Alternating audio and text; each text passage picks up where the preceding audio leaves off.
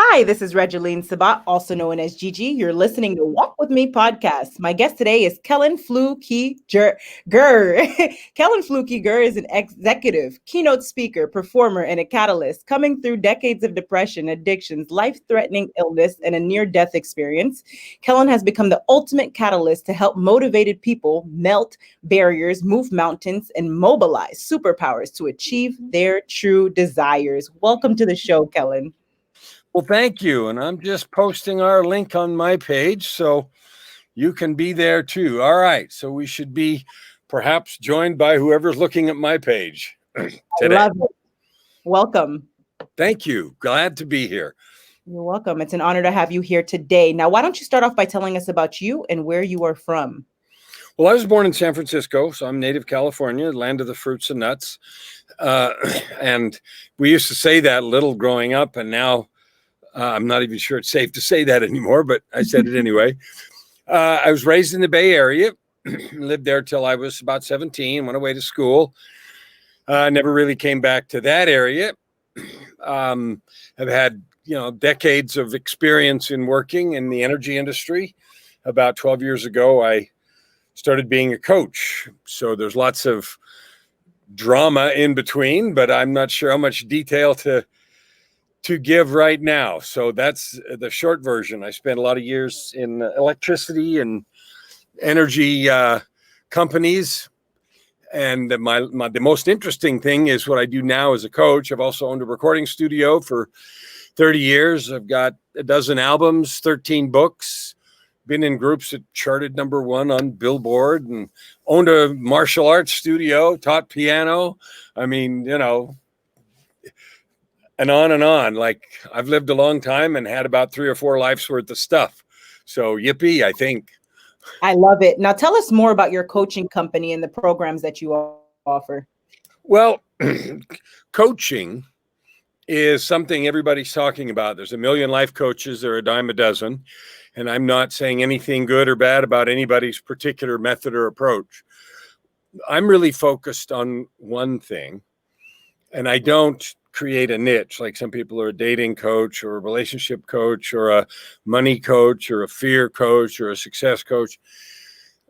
The thing that I focus on more than anything is people who want to end addiction to mediocrity. I'm not talking about substances or anything, although sometimes that's involved, but people that want to end addiction to mediocrity, that are tired of the stories, that are tired of excuses, of blaming, of whatever it is, and they're really ready to take control of their own life, recognize and manifest their own gifts and talents, and then add good to the world, and they're ready to do the work required to make that happen. So that's the way I talk about it. I'm the ultimate catalyst for personal transformation for those that are really ready to take that leap. Very powerful. Now, Kellan, you wrote 13 books, and you also wrote Meeting God at the Door. Tell us more about that book. Well, I didn't ever plan on writing a book. My first books were about meditation, and I'll get to the one you mentioned in just a minute, because meditation played such a powerful role in kind of keeping me alive during the decades of depression. The depression, I suffered MDD for like 40 years, undiagnosed, untreated, never talked to anybody, didn't think you were supposed to. That was all secret, be quiet, don't tell anybody kind of stuff. And so I just sort of lived with the ups and downs of that, which included making a lot of money, burning it down, going through relationships and being unhealthy myself, attracting unhealthy people in my life and all the stuff that goes with that till I was in my mid-50s, which was about 10 years ago. That precipitated a giant change. I had a divine intervention at that time, which took place as kind of as an out-of-body experience where it was just time to quit the drugs and quit all that stuff. I walked away from a lot of really lucrative contracts and all of the high-level positions and said, I got to do something else. So then I decided to be a coach. So that was sort of the stage. And for that, that was in 2008. And so for the last 12 years, that's what I've been doing, is working on that. 2.5 years ago, in the summer of 2018, Joy, my wife, and I had never been on a cruise before. Don't know why. Certainly could have afforded it. It wasn't ever an issue of that, because in the positions I had, although I was a wreck behind the scenes, I made a lot of money and had a high profile and all that nonsense. So we decided to go on a cruise. We did, came home from that cruise, and I got very, very sick the last day, and astronomical fever, and got home, 17-hour flight from Amsterdam to, not 17, 14-hour flight from Amsterdam to Edmonton, Alberta, which is where we live. Got home, didn't go see the doctor, didn't do anything, because I don't know, I just didn't do that. By the time Friday got around, I'd been very sick for 5 days. I went to a walk-in clinic, which they have here in Canada, and they wouldn't let me in. The lady running it took one look at the door and said, you can't come in here. Go to the hospital, go to ER right now. We can't help you here. So I don't know what it was that made her say that, but something was terrifying. So she got rid of me instantly. So we drove to the emergency room, and it's funny because you go to ER and your typical thing is you wait, I don't know, anywhere between 1 and 5 hours, depending on how many people are there, to get your turn. And immediately in 10 minutes, I was in a room. 10 minutes later, the doctors came to look at me to see what was going on. So obviously it was apparent that I was in dying, essentially. So a couple of hours after I got in the hospital, they had found a room for me, cleared out some stuff. They put me, and then so the doctor came in and asked me a question you never want to get asked, right? I'm in there, and he walked in and he said, so at a minimum, you have pneumonia in both lungs. He said, but something way worse is going on. We don't know what it is yet, but you're definitely going to get admitted. We're probably going to put you in intensive care. And then he said, do we have permission to intubate you and do anything necessary to preserve your life? And I said, what? Okay. I mean, like, that was the first thing. I mean, they said to me, like, dude, you're dying. Can we do whatever we need to try to keep you alive? About 2 hours later, I was in a coma. So I crashed, code, blue, green, whatever. Crash cart. They took me to intensive care. They put me in biological isolation because they didn't know what I had. So I was, people were treating me in hazmat suits and the whole 9 yards. I was in a coma for about 2.5 weeks. For the first several days, they didn't know what I had. So before I tell you about the experience, meeting God at the door, dying, essentially, they found out later what I had, and I'm doing this in the context of the coronavirus that we're doing now. Coronavirus mortality rates are about 2.5%. So that means 2.5 people out of 100 die from coronavirus, which is not good. Anybody dying is not good. The mortality rate of the particular infection, which was necrotizing MRSA that I had in both lungs, the mortality rate of that disease over 10 days was 100%. So about 40 times deadlier than what we have today. If you're not in the hospital. If you're in the hospital, it was only 60%. Anyway, so during the first 3 days, while they didn't know what I had and they were pumping me full of antibiotics, I actually died and had 3 conversations with God at the door between life and eternity. So I didn't know. I wrote the book about that from both perspectives. So I wrote it from my perspective, describing the conversations that I had with God. And then I also wrote it from the perspective of what was going on in the room, the ICU, not because I knew, but because my wife was there the whole time, so she told me. So I wrote the story about what happened to me, and then I wrote the story about what was going on outside in the same book in different sections. So that's what happened. How much more detail? I don't want to just keep talking. How much more detail would you like about the conversations? I love it. No, that is very inspiring. Now, you wrote, again, 13 books. What inspired you to write those other books, aside from the near-death experiences and depression? So the near-death experiences spawned 4, meeting God at the door, and then 3 follow-up, 2 of which are written. One's called the Book of Context, which describes how we limit ourselves according to our beliefs. One is called Walking Without Fear, and then there's a 4th one that'll be coming out next year. In addition to that, I wrote a book called Tightrope of Depression, my journey from darkness, despair, and death to light, love, and life, which is a story my own story. That has turned into a trilogy, although I never intended that. Volume 2 is finished. It'll be out later this month, December. And then volume 3 will be sometime toward the end of next year. I have 4 or 5 more books planned. So what made me write books? It's the same thing that makes me coach. I live and breathe for one reason only.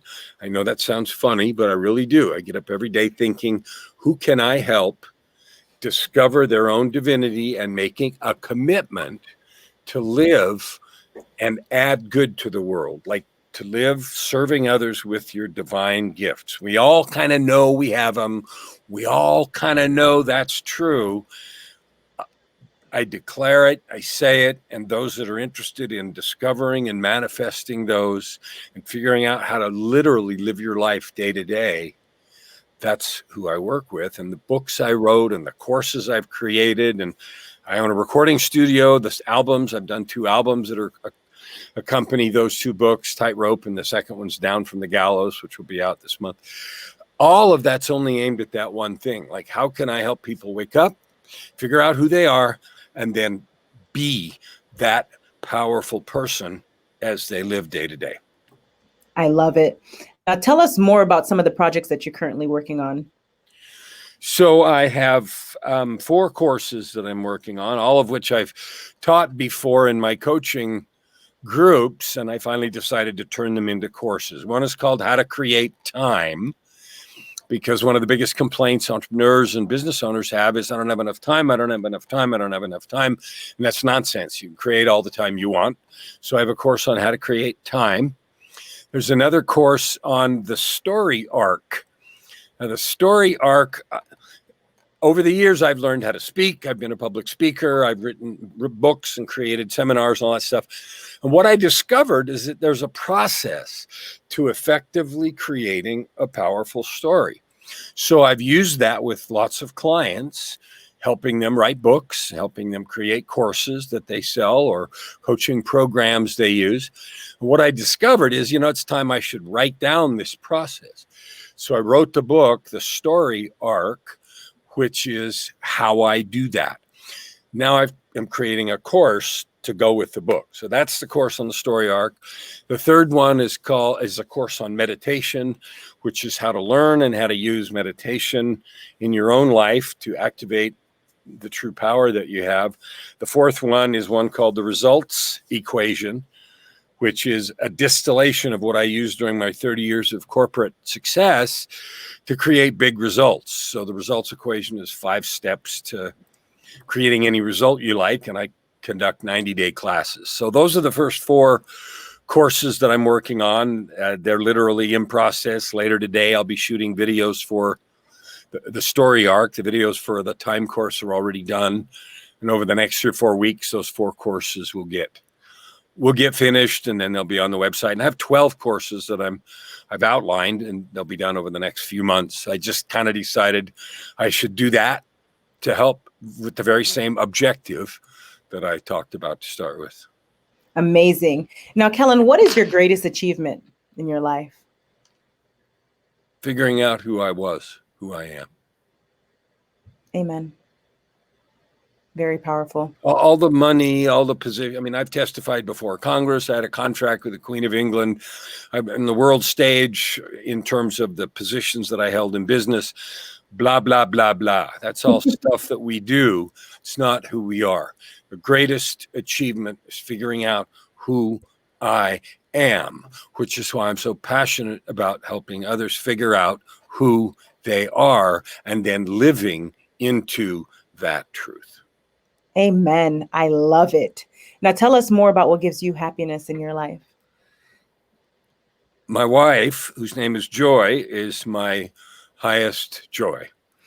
With her, she is my business partner and wife. She came to me as part of the divine intervention 13 and a half years ago when everything changed. I mean, it's hard to understand. I was living a life of high-flying positions, money, and everything else, but behind the scenes, a disaster. And yeah, stuff happened. And over the period of 2 weeks, I walked away from millions of dollars in contracts. I got Joy and I connected. We made a commitment to get married, which we filled 2 weeks later. And all that happened in the space of like 2 weeks. So, yeah, it's kind of a radical shift of direction that all happened at once. And it was literally the divine saying, okay, you've been running your life for a long time and you suck. So can we do this different now? And that's kind of how that happened. Absolutely amazing.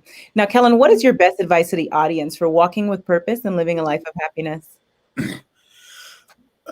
One, recognize that you do have a purpose. There's all kinds of reasons why we think we don't.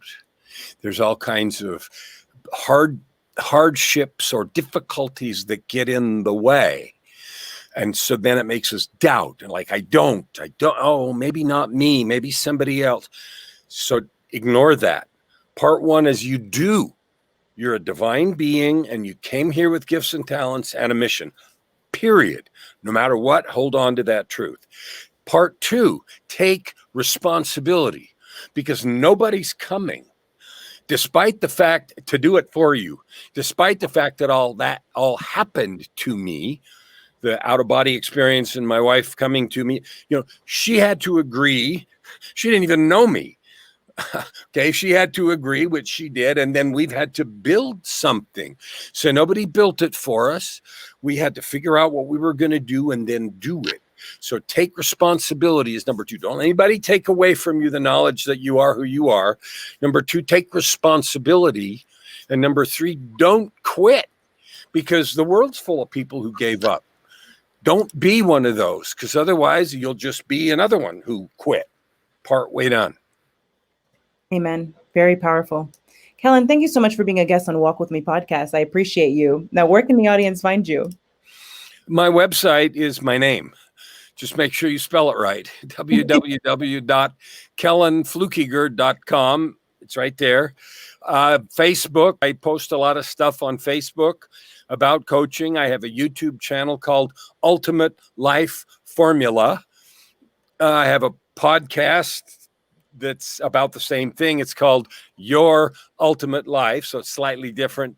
Podcast is Your Ultimate Life and YouTube is Ultimate Life Formula for different reasons that don't matter here. But, that's how people can get a hold of me. Friend me on Facebook, send me a message. Love to chat. I love it. Ladies and gentlemen, make sure to check out Kellan at KellanFluckiger.com. And Kellan, again, thank you so much for being a guest on Walk With Me podcast. You have a blessed day. All right. Thank you.